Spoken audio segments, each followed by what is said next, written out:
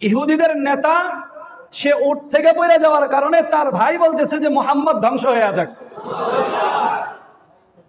এই কথা বলার পরে ওই ইহুদির যে নেতা ছিল সে আবার বলতেছে তোর মা বাপ ধ্বংস হয়ে যাক, আপন ভাইরে বলতেছে। তো সে বলতেছে আমি মুহাম্মদরে বদদুয়া দিলাম, তুমি আবার আমারে আমার বাপ মা নিয়ে বদদুয়া দিলা, কারণটা কি? তুমি তো সত্যটা জানো তাইলে।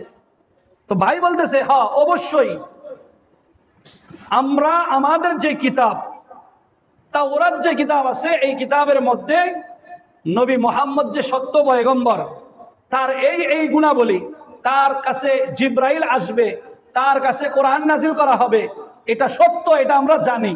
তো বলে তাইলে এত কিছু জানো, তাহলে মানো না কেন? কথা বুঝতে পারছেন?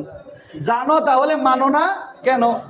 এই কথা বলার পরে ওই ইহুদিদের সর্দার বলতেছে না মানার একটাই কারণ, সেটা হলো আমাদের প্রতিনিধি যারা আছে, আমাদের সরকার যারা আছে, আমাদেরকে যেই পরিমাণ ভাতা দেয়, আমাদেরকে যে থাকার ব্যবস্থা করছে, আমাদেরকে টাকার ব্যবস্থা করছে, আমাদেরকে হাদিয়া তোহফা দেয়, এখন সত্যটা বললে এটা বন্ধ হয়ে যাবে, এই কারণে সত্যটা বলি না।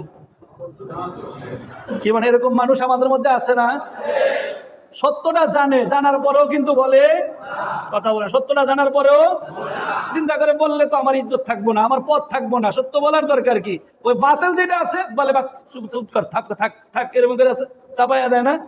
কিন্তু সেও জানে এটা বাতিল, এটা খারাপ, এটা সমাজের জন্য খারাপ, দ্বীনের জন্য খারাপ, মানুষের জন্য খারাপ, দেশের জন্য খারাপ, এরপরেও সত্যটা বলে না, তার পথ থাকবে না। এটা ইহুদিদের স্বভাব। কার স্বভাব? কথা বলে কার স্বভাব? ইহুদিদের স্বভাব।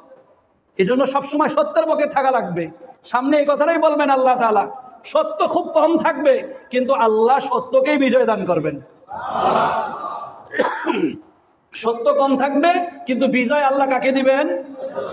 কথা বুঝছেন? হঠাৎ করে যদি দেখেন কেউ রে 5 ওয়াক্ত নামাজ ঠিক মতন পড়তেছে, ফজরের নামাজেও আসে, দেখবেন একদল আমাদের মুসলমান ভাই, কোনো কাফের বেঈমান না, কোনো হিন্দু না, আমাদের মুসলমান ভাই ওই নামাজিকে নিয়ে টিটকারি করবে, আছে না?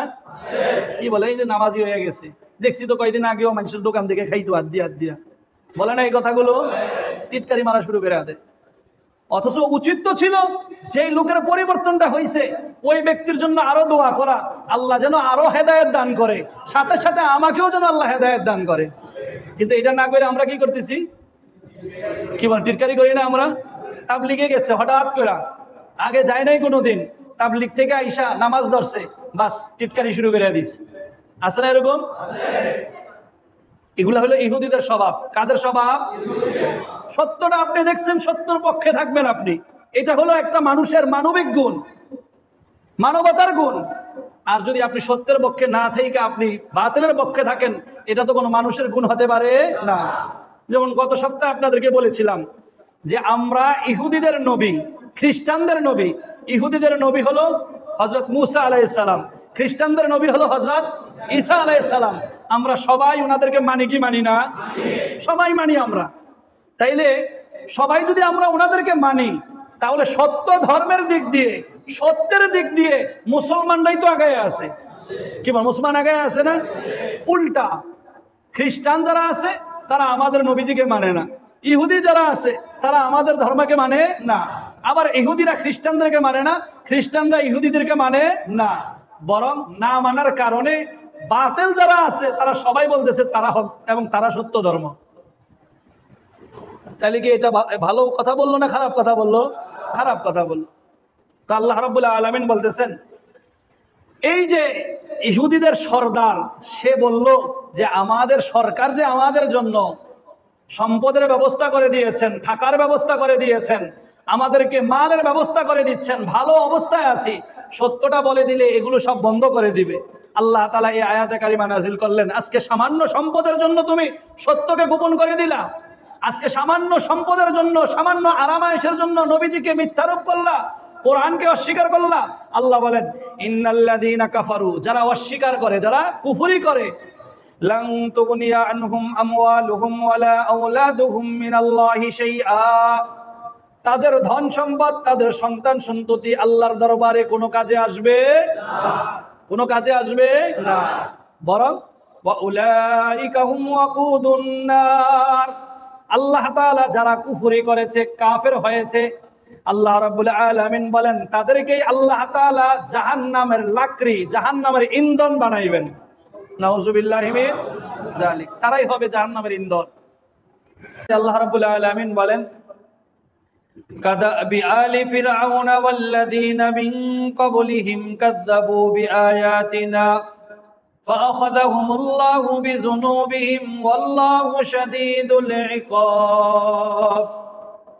কাযাবি আলি ফিরআউন, ফিরআউনের সম্প্রদায়, ফিরআউনের দল, ওয়াল্লাযীনা মিন ক্বাবলিহিম, এবং তাদের পূর্ববর্তী যারা ছিল অর্থাৎ আদ জাতি, সামুদ জাতি, এরা সবাই কাযযাবু বিআয়াতিনা, আমার আয়াতকে অস্বীকার করেছিল, আমার আসমানি কিতাবসমূহকে অস্বীকার করেছিল। ফাআখাযাহুমুল্লাহু বিযুনুবিহিম, অতঃপর আল্লাহ রাব্বুল আলামিন তাদের পাপাচারের কারণে তাদেরকে পাকড়াও করলেন, গ্রেফতার করলেন। আল্লাহু শাদীদুল ইকাব, আর আল্লাহ তাআলার ধরা হচ্ছে কঠিন ধরা। এরপরে 12 নম্বর আয়াতে আল্লাহ রাব্বুল আলামিন বলেন কুল লিল্লাযীনা কাফারু সাতুগলাবুনা ওয়া তুহশারুনা ইলা জাহান্নাম ওয়া বিইসাল মিহাদ।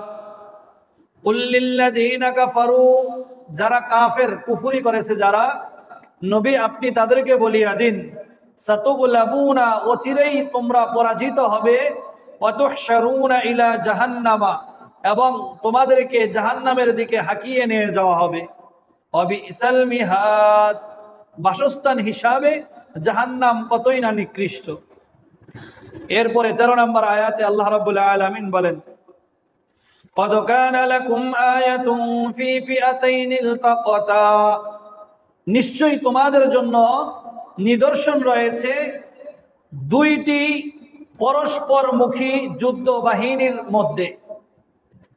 ফিআতুন তুকাতিলু ফি সাবিলিল্লাহ, যার এক দল আল্লাহর রাহে জিহাদ করেছে, ওয়া উখরা কাফিরাতুন, আরেক দল ছিল কাফেরদের পক্ষে। ইয়ারাউনাহুম মিসলাইহিম রাইয়াল আইন, তারা চর্মচক্ষে বিপরীত দলকে তাদের সংখ্যার দিক দিয়ে ডবল তারা দেখেছে। আল্লাহু ইউঈদু বিনাসরিহি মান ইয়াশা, আল্লাহ রাব্বুল আলামিন যাকে ইচ্ছা তাকেই স্বীয় সাহায্য দ্বারা শক্তিশালী করেন। ইন্না ফি যালিকা লাইবরাতাল লিউলিল আবসার, নিশ্চয়ই এর মধ্যেই জ্ঞানী সম্প্রদায়ের জন্য, চক্ষুষ্মান সম্প্রদায়ের জন্য রয়েছে শিক্ষা। এ হচ্ছে মোটামুটি আয়াতের তরজমা। এখন আসেন বিস্তারিত। সূরার শুরুতেই বলা হয়েছিল, এই সূরার প্রথম আয়াতের থেকে প্রায় 82টি আয়াত পর্যন্ত, 82টি আয়াতের মধ্যে ইহুদিদের সম্পর্কে আল্লাহ রাব্বুল আলামিন আলোচনা করেছে। তো এর মধ্যে ইহুদিদের আলোচনা করতে গিয়ে আল্লাহ রাব্বুল আলামিন মাঝখানে আবার হেদায়েত প্রাপ্ত মুমিনদের সম্পর্কে আলোচনা করেছেন। যারা ঈমানদার তারা আল্লাহ তাআলার কাছে দোয়া করে, রব্বানা লা তুযিগ কুলুবানা বা'দা ইয হাদাইতানা ওয়া হাব লানা মিন লাদুনকা রাহমা ইন্নাকা আনতাল ওয়াহ্হাব রব্বানা ইন্নাকা জামিউন নাসি লিয়াউমিন লা রাইবা ফীহি ইন্নাল্লাহা লা ইউখলিফুল মিআদ। মুমিনদের আলোচনা করলেন। তো এর পাশাপাশি আল্লাহ রাব্বুল আলামিন কাফেরদের ব্যাপারেও আলোচনা করতেছে, যে কাফের যারা আছে এদেরকে আমরা বাহ্যিকভাবে দেখি যে এদের অনেক ধন সম্পদ, সন্তান সন্ততিও আছে। এই তাদের ধন সম্পদ, সন্তান সন্ততি সম্পর্কে আল্লাহ রাব্বুল আলামিন মুসলমানদেরকে জানিয়ে দিচ্ছেন যে নিশ্চয়ই যারা কাফের, যারা কুফরি করেছে, লান তুগনিয়া আনহুম আমওয়ালুহুম ওয়ালা আওলাদুহুম মিনাল্লাহি শাইআ, তাদের ধন সম্পদ এবং তাদের সন্তান আল্লাহ তাআলার কাছে কিয়ামতের দিন কোনো কাজে আসবে না। এই আয়াতে কারিমা নাজিলের কারণ হলো যে আল্লাহ রাব্বুল আলামিন সূরার শুরুতে যে আপনাদেরকে শানে নুজুল বলা হয়েছিল, নাজরান প্রদেশ থেকে, ইয়ামানের নাজরান থেকে একদল ইহুদি, যাদের মধ্যে প্রায় 80-র উপরে ব্যক্তি ছিল, এরা আল্লাহর পয়গম্বর সাল্লাল্লাহু আলাইহি সাল্লামের দরবারে এসেছিলেন। তো আসার পথে এই ইহুদিরা ইহুদিদের যে সর্দার ছিল ওই সময়, সর্দার সে যেই ওটের উপরে ছিল ওই ওট থেকে সে পড়ে গেছে। ওট থেকে পড়ার পরে তারই আপন ভাই, নাম হলো কোরস, পরবর্তীতে তিনি ইসলাম ধর্ম গ্রহণ করেছেন। তিনি তার ভাই ওট থেকে পড়লো কেন, এটাকে তিনি অশুভ লক্ষণ মনে করে রাসূলের ব্যাপারে বদদোয়া করেছিলেন যে মুহাম্মাদের কাছে যাচ্ছি, মুহাম্মাদের কারণে ওট থেকে তুমি পড়ছো, কাজেই মুহাম্মদ ধ্বংস হয়ে যাক। নাউজুবিল্লাহ বলবেন না, মুহাম্মদ ধ্বংস হয়ে যাক, যেটা আবু লাহাবও বলেছিল, তাব্বাত ইয়াদা আবি লাহাবিন ওয়া তাব্বা। আবু লাহাব রাসূলের চাচা, রাসূলের ব্যাপারে বলছিল যে মুহাম্মদ ধ্বংস হয়ে যাক। অথচ আল্লাহ তাআলা বলতেছেন ইউরিদুনা লিইউতফিউ নূরাল্লাহি বিআফওয়াহিহিম ওয়াল্লাহু মুতিম্মু নূরিহি ওয়ালাউ কারিহাল কাফিরুন। চরাগেরা কাইজাদ বরফুরুজাদ কিসি হাসতম জিনাদ রিশাশ বসুজাদ। সূর্য উঠলে চামচিকা সূর্যকে গালাগালি করে। চামচিকা চিনেন তো আপনারা? কথা বলে না, জবান বন্ধ রাখছেন যে আপনারা। ঘটনা কি? কোনো ধ্যানে আছেন যে আপনারা? আলাদা কোনো ধ্যান আছে আপনাদের? বলেন, কোনো ধ্যান আছে নাকি? মাঝে মাঝে আপনাদেরকে ভাঙ্গানো লাগে, কারণটা কি? কোরআনের মজলিসে আসলে, এটা কোরআনের ক্লাস। কিসের ক্লাস? কোরআনের ক্লাসের মধ্যে যিনি কোরআনের ক্লাস করান তিনি কথা বলবেন, শ্রোতা যারা আছে এদের কাছ থেকে কিছু জানতে চাইলে এরাও জবাব দিতে হয়, তাইলে ক্লাস সুন্দর হয়। যিনি ক্লাস করান উনি বুঝবেন যে শ্রোতা মণ্ডলী যারা আছে এরা বুঝতেছে। আর যদি তোতা পাখির মতন বইলেই গেলাম, আপনারা বুঝলেন না, তাইলে এই তাফসিরের কোনো দাম আছে? দাম আছে আল্লাহর কাছে, সওয়াব হবে, আমার অসুবিধা নাই। কিন্তু উদ্দেশ্য যেটা, মসজিদ কমিটি বা কর্তৃপক্ষ যে উদ্দেশ্যে তাফসিরের আয়োজনটা প্রত্যেক সপ্তাহে করছে, তাদের এই উদ্দেশ্যটা কোনোদিন বাস্তবায়ন হবে? কিয়ামত হয়ে যাব, কিন্তু উদ্দেশ্য কি হবে না? বাস্তবায়ন হবে না। সমস্যাটা তো আমাদের এখানের মধ্যেই। আল্লাহ রাসূল সাল্লাল্লাহু আলাইহি সাল্লাম হাদিসের মধ্যে বলেছেন, সায়াতি জামান লা ইসলামা ইল্লা ইসমু ওয়ালা কুরআনা ইল্লা রাসমু। কিয়ামতের আগে অচিরেই এমন একটা সময় আসবে, ইসলাম নাম ছাড়া আর কিচ্ছু থাকবে না, কোরআনের লেখা ছাড়া আর কিচ্ছু থাকবে না। তো বাস্তব তো এখন এটাই আমাদের মধ্যে। আমরা সবাই মুসলমান, কি বলেন? এখানে যারা আছি, তাঁতিবাজারের কোনো হিন্দু আছেন নি আপনারা এখানে? কথা বলে না, কথা বলে না। হিন্দু আছেন আপনারা? তাহলে হিন্দু যদি না থাকেন, তাহলে মুসলমান যে আপনারা, এটার পরিচয়টা কেমনে দিবেন আপনারা? মুসলমানের কিছু পরিচয় আছে না আমাদের? কথা বলে না। মুসলমানের পরিচয় আছে না আমাদের? তা আমাদের কয়জনের মধ্যে এই পরিচয়টা পাওয়া যায়? যে ইসলাম ধর্ম গ্রহণ করবে সে আল্লাহ রাসূলের সুন্নতও মানবে। সে আল্লাহ রাসূলের সুন্নত মানবে না? কথা বলে না। কারেন্টের মধ্যে এই যে পাখা চলতেছে, লাইট জ্বলতেছে, এক তারে না দুই তারে? কথা বলেন, এক তারে না দুই তারে? কোথাও কি আছে এক তারে জ্বলে? দুইটা তার লাগে। কথা বুঝছেন? লাইট জ্বলার জন্য, পাখা চলার জন্য যদি দুইটা লাইট, একটা লাইট একটা পাখা চলার জন্য যদি দুইটা তারের প্রয়োজন হয়, আমি আপনি মুসলমান পরিচয় দেওয়ার জন্য, আমাকে আপনাকে জান্নাতে যাওয়ার জন্য আমাদের দুইটা পরিচয় দরকার। একটা হলো আল্লাহর গোলাম, দুই নম্বর হলো রাসূলের উম্মত। এক নম্বর হলো আল্লাহর গোলাম, দুই নম্বর কথা বলে না। তো এখন দুইটা তার, একটা মেন তার আর একটা মনে করেন এটা কি বলে আর্থিন, তাই না? এই দুই তারে পরিপূর্ণ হয়। তো এখন যদি আর্থিনটা খুইলা ফেলে, তাইলে কি ভাই এক তারে পুরা লাইটটা জ্বলবে? তা আমরাও তো এমন, যদি আমাদের মধ্যে আল্লাহর, আমরা মুসলমান, আল্লাহকে মানি, কিন্তু রাসূলের সুন্নত আমাদের মধ্যে নাই, তাহলে কি আমরা পরিপূর্ণ মুসলমান হয়ে যাব? লাইট জ্বলবো আমাদের? মুসলমান কি এটাকে বুঝতে হবে। 60-70 বছর বয়স হয়ে গেছে, এখনো ক্লিন শেভ করে, ফোম শেভ করে, আছে না? পাও কবরের মধ্যে চলে গেছে, এখনো সুদে টাকা লাগায়, আছে না? কথা বলেন, রাত করেন আমার কথা আপনারা। মসজিদের হুজুরে আপনারা খালি মনে করেন খালি পানি ভরা দিবে হুজুরে, শুক্রবার একটু বয়ান করবো, এই তো কাম। বেশি কথা কইলে হুজুরে বেশি বুঝে, কি বলি না আমরা এই কথাগুলো?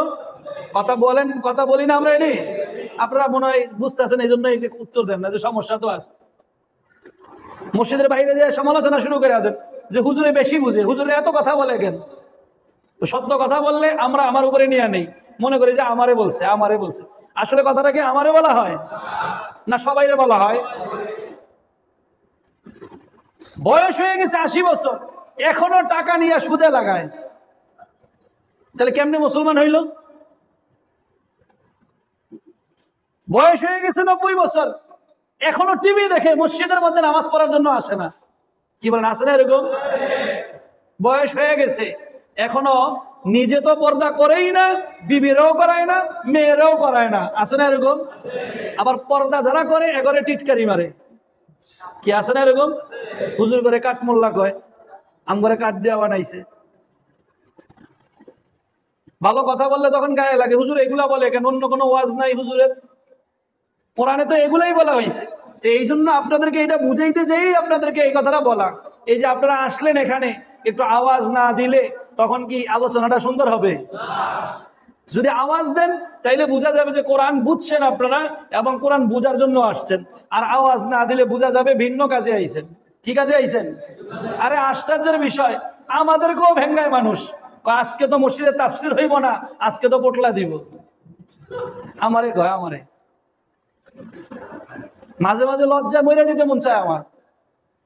আমারে দিকে বলতেছে আজকে মাগরিবের আগে তাফসীর তো হইব না, আজকে তো পোটলা দিব, দেখবেন ভইরা যাইব মানুষ দিয়া। নাউজুবিল্লাহি মিন যালিক। অথচ এটা কি কমিটিরা করতেছে পোটলার ব্যবস্থা? কথা বুঝেন, কমিটিরা করতেছে। তাহলে কথাটা আমারে দেখা বললো কেন? আমি কি আমার পক্ষ থেকে পোটলা দিয়ে আপনি করে আনছি এখানে? কতটা নিচে নামলে। আর এই কথাটা যদি একটা হিন্দু বলতো আমারে, তাইলে মনে কোনো কষ্ট হইতো না। বলছে কে? যে এখানে নামাজ পড়ে, সে যে এখানে নামাজ পড়ে সেই আমারে বলতেছে তাফসীর তো হইব না, আজকে পোটলা দিব এই জন্য। তো বুঝেন আপনাদের অবস্থাটা কি এখন? আপনারা তো পোটলার লেগে আইছেন। পোটলার লেগে না আইলে তো আপনাদেরও তো লজ্জা হওয়া উচিত ছিল। আপনাদের কথার আওয়াজে, সুবহানাল্লাহর আওয়াজে, আলহামদুলিল্লাহর আওয়াজে বুঝা যেত এখানে আপনারা যারা আছেন সব মুসলমান। আর এই আওয়াজ যদি না বের হয় বুঝা যাবে আপনারা মুনাফিক। শুধু পোটলার লেগে আসেন আপনারা। আর যে মুসল্লি ভাই বলছে ওই ভাইও ঠিক কথাই বলছে। আশ্চর্যের ব্যাপার, কোরআন শরীফের কথা বলা হয় আপনাদের কাছে কষ্ট হয়। শুক্রবারে জুমার বয়ান করা হয়, মসজিদ কর্তৃপক্ষ আমারে বলতেছে বয়ান লম্বা হয়ে যায়, মুসল্লি কমে যাইতেছে। কথা বুঝছেন আমার কথা? লম্বা বয়ান হয়, নামাজ পড়ার কথা 1:30টা বাজে, ওখানে 2টা বাজা যায়, আধা ঘন্টা দেরি হয়, এই কারণে মুসল্লি কমে যায়। আর আমি নাম ধইরা ধইরা মুসল্লি দেখায় বইলা দিমু, অমুকে অমুকে বলতেছে হুজুর 1:30টার পরে আসার কারণে জামাত ধরতে পারি না। কত সমস্যা আমাদের। মসজিদে যারা চাকরি করে, পাখা কেন ছাড়লো, এসি ছাড়লো না কেন, সমস্যা। আবার এসি ছাড়লো কেন, পাখা ছাড়লো না কেন, সমস্যা। কমিটিরা বলবে একরকম, মুসল্লিরা বলে একরকম। মানে একটা বিধিকৃষ্ণ অবস্থা। মসজিদটা হয়ে গেছে খেলার পাত্র, যার যেমনি মন চায় এমনি চালাইতেছে। আর হুজুর মনে করছে খালি হুজুর তো ফানি ভরা দিব। আমাদের পেটের ব্যথা হয়, মাজার ব্যথা হয়, মাথা ব্যথা হয়, আবার মাসিকের সমস্যা হয়, এগুলোর জন্য হুজুরের কাছ থেকে পানি আনমু। বাচ্চা রাতের বেলা কান্না করে, এগুলো পানি আনমু। হুজুরের কাছ থেকে আবার এই পরামর্শ নিমু কি জন্য? আল্লাহ সবাইরে বুঝার তৌফিক দান করুন। তাফসীর শুনতে আইছেন, আমরা আওয়াজ করেন না। এখানে ইহুদিদের ব্যাপারে বলা হচ্ছে, ইহুদিদের নেতা সে উট থেকে পড়ে যাওয়ার কারণে তার ভাই বলতেছে যে মুহাম্মদ ধ্বংস হয়ে যাক। এই কথা বলার পরে ওই ইহুদির যে নেতা ছিল সে আবার বলতেছে তোর মা বাপ ধ্বংস হয়ে যাক।